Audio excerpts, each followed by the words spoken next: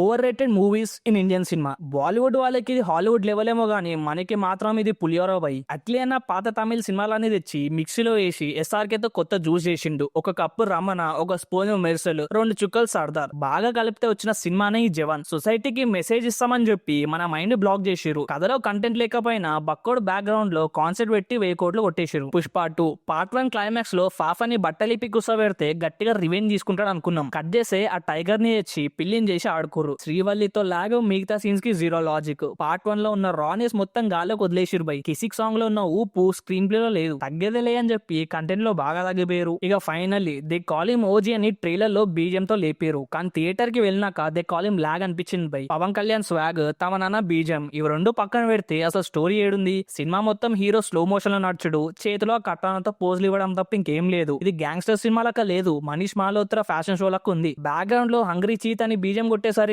Fans కి గట్టిగా పూనకాలు వచ్చినాయి. స్క్రీన్ ప్లే చూసేసరికి జనరల్ ఆడియన్స్ కి మాత్రం నిద్ర వచ్చింది బై.